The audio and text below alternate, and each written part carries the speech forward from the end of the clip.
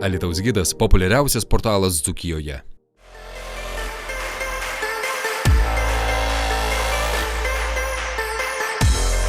Šeštadienį, kaitinant 35 laipsnių karščiui, Alytuje pirmą kartą vyko Sprite talentų kovos turnyras. Šis kvalifikacinis etapas paskutinis, tad tai vienintelis šansas patekti į finalą vyksiantį Kaune rugpjūčio 15 dieną. 8 valandas trukusiame renginyje konkuliavo krepšinio aistros. Čia netrūko nirtingų kovų bei gerų emocijų. Šis etapas dalyvių skaičiumi buvo pats gausiausias šalyje. Jame kovėsi ne tik mūsų miesto, bet ir kitų miestų krepšininkai.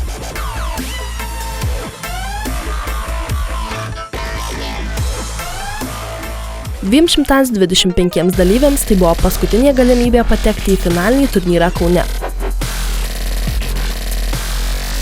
Rungtynių pertraukos metu į Sprite talentų kovos turnyrą atvyko Lietuvos rinktinės kandidatai. Aikštėje buvo galima išvysti improvizuotą Artūro Gudaičio ir Luko Lekavičiaus dvikovą. Į turnyrą kiek vėlavęs atvyko ir Jonas Valančiūnas. Krepšininkams buvo suteikta galimybė laimėti kamuolį su žaidėjo parašu, tai reikėjo tik įmesti į krepšį per iškeltas Lietuvos rinktinės centro rankas.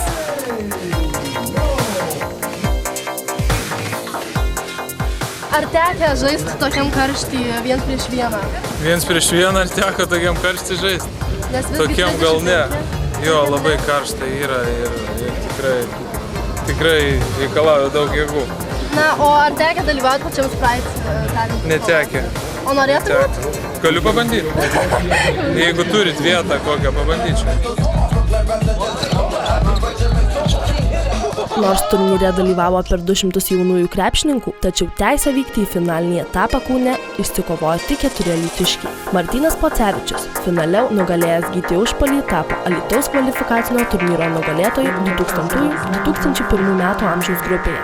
Ketvirtfinalis yra sunkiausias kažkaip perkopimas, kai jėgų trūksta. O kokie tikslai finale? Kuo aukštesnė vieta, aišku. O kaip su tai 17 000?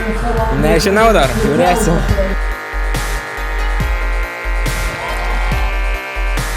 15-metė Saulė Mikelionytė taip pat pateko į tolimesnį Sprite talentų kovos etapą. Ji dvikovoje po įnirtingos kovos nusileido Marijampolietei Erikai Povilaitytei ir liko antra. Kodėl ne pirma vieta?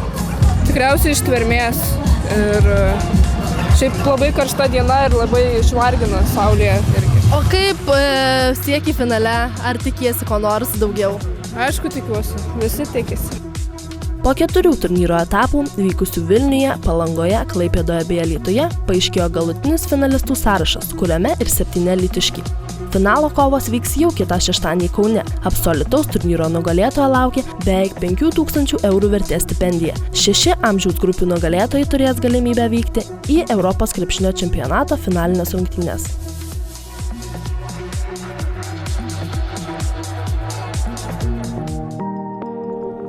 Alytaus gidas – populiariausias portalas Dzūkijoje.